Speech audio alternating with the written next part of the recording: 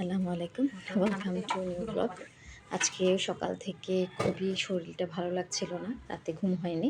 ওর স্কুলে চলে যাওয়ার পর আমি দেন একটু শুয়েছি, উঠের পর সব কাজ গুছিয়েছি, মর্জিনার জন্য অপেক্ষাই করছিলাম।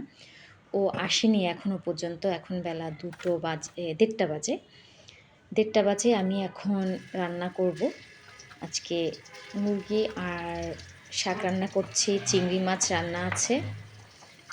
আর বিরক্ত লাগছিল যে মর্জিনা আসলে গত এক সপ্তাহ আসেনি, গতকাল এসছে, আজকে আবার এখনও পর্যন্ত আসেনি। মানে ওর কেন এরকম করছে আমার এখন ধৈর্যহারা হয়ে যাচ্ছে। গত এক সপ্তাহ তো নিজেদের কাজ সুন্দর করে নিজে গুছিয়ে গুছিয়ে করেছি, প্রবলেম তেমন একটা ফেস করিনি। এখন গতকাল এসে আজকে আসছে না, এটাই আমার কাছে বেশি বিরক্ত লাগছে। বাট আমি এই যে রান্না করতে করতে হঠাৎ করে যখন ফেসবুকে ঢুকলাম, তখন দেখলাম যে বুয়ারা আন্দোলন করছে।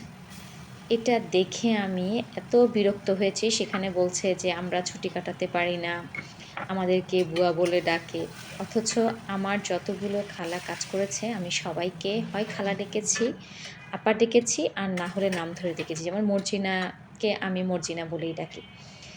তারপর ছুটি কাটায় না মর্জিনা। গত একটা সপ্তাহ তো ওর মেয়ের বেবি হয়েছে দেখে, বেবি বয় হয়েছে, ছুটি কাটিয়েছে। অন্য সময় অসুস্থ হয়, হয়, হঠাৎই আসে না।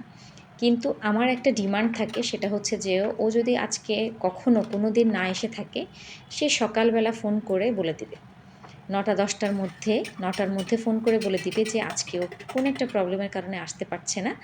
দেন আমি আমার কাজগুলো সুন্দর করে গুছিয়ে রাখবো। সেটা না করে যদি মর্জিনা আমাকে ফোন না করে, আমি ওর জন্য 11টা 12টা পর্যন্ত অপেক্ষা করার পর যখন বুঝতে পারি যে আসবে না, তখন আমার খুব বিরক্ত লাগে।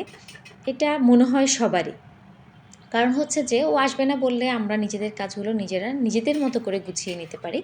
বাট অপেক্ষা করলে দেখা যায় যে ও যদি পরে না আসে, লেট হয়ে যায়, সবগুলো কাজ আসলে গুছিয়ে করাটা তখন অনেক বেশি ঝামেলা হয়ে যায়। আর আমি 2টা তরকারি আজকে রান্না করছি, ওই যে মাছ দিয়ে লাউ শাকটা রান্না করব। লাউ শাকটা আমার অনেক বেশি পছন্দ। আর আমি সব কাজ গুছিয়ে পরে জানলাম মর্জিনা এসছে, উপরে ভাবির বাসায় কাজ শেষ করে তারপর আমার এখানে আসবে। দেন আমার রান্না মোটামুটি লাস্টের দিকে। তো সব মিলিয়ে সেজন্য আমি শাওয়ার টাওয়ার নিয়ে নিলাম। আর এদিকে 2:10 মতো বেজে গেছে। আমি ইন্টারকমে নিচে ফোন করে আবদুল্লাহকে চলে যেতে বলছি ইন্তিসার মানহাকে নিয়ে আসার জন্য, কারণ লেট হয়ে গিয়েছে। কখন আবার মর্জিনা আসে, তখন এই জন্য আমি আর বের হতে চাচ্ছি না। আজকে সবগুলো গাছে পানি দিয়েছি, পানি যেটা চেঞ্জ করা দরকার ওটার পানি চেঞ্জ করেছি। এই যে কয়েন প্যান্টগুলো একটু আলোতে এনে রেখেছি, আর এগুলো সব পানি চেঞ্জ করেছি।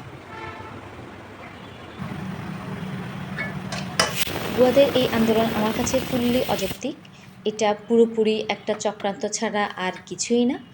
আর জিনিসটা খুবই আসলে বাংলাদেশের জন্য দুঃখজনক। দেশটাকে একটু সব কিছু মিলিয়ে গোছানো সময়ের ব্যাপার। কোনো কিছুতে অস্থিরতা করলে চলবে না। তো আর মর্জিনাকে কীভাবে ঠিক করব জানি না। ও এরকম হঠাৎ লেট করে, হঠাৎ আসে না। ওর জন্য আমি অপেক্ষা করি। সব মিলিয়ে মাঝে মাঝে সময়গুলো আমার কাছে খুব বিরক্তিকর। এখন টেবিলে ভাত দিয়ে দিব, ওরা চলে আসবে। আজকের মতো আল্লাহ হাফেজ।